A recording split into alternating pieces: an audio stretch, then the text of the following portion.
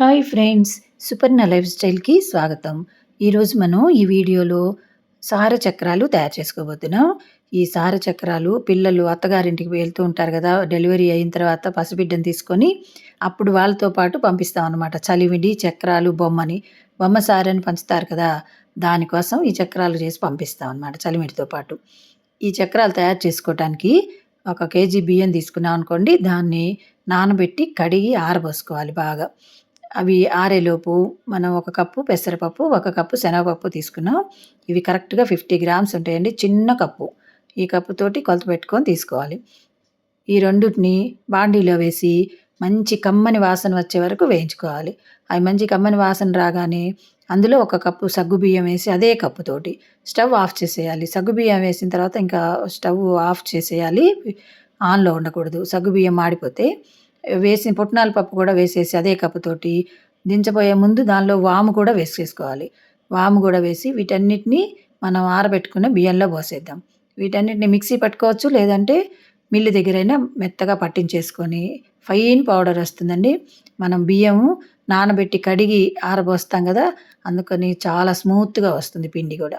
ఇప్పుడు ఇందులో 2 స్పూన్ల సాల్టు, 2 స్పూన్లు కారం, అలాగే 2 స్పూన్ల నువ్వులు కూడా వేసుకుందాం. నువ్వులు వేయటం వలన చక్రాలనేవి బాగా గుల్లగా వస్తాయి. పైన కాల్షియం ఎక్కువ ఉంటుంది కాబట్టి డెలివరీ అయిన పిల్లలకి వాళ్ళకి ఎక్కువ నువ్వులు పెట్టాలంటారు కదా! 2 స్పూన్ల నువ్వులు కూడా వేసుకొని, ఇంకా ఇష్టం ఉన్న వాళ్ళు ఇంకా 2 స్పూన్లైనా వేసుకోవచ్చు నువ్వులు. వేసేసి వాటర్‌తో కలిపేద్దాం దీన్ని. దీనిలో వేరే ఆయిల్, కాగబెట్టిన ఆయిల్ గానీ, బట్టర్ గానీ, వెన్న ఏమి వేయాల్సిన పని లేదు. చక్కగా క్రిస్పీగా వస్తాయి.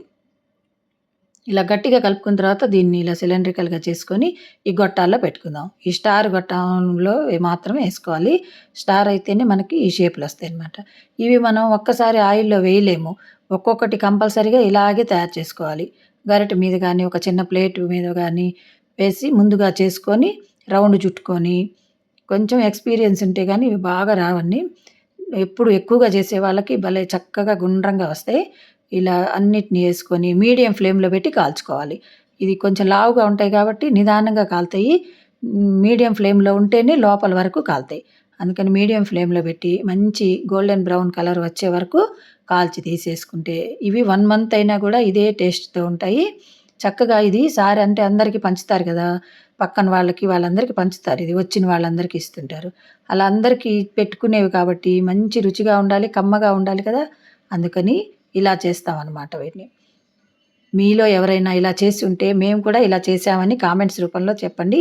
చెయ్యని వాళ్ళైతే చెయ్యలేదని కామెంట్స్ పెట్టండి.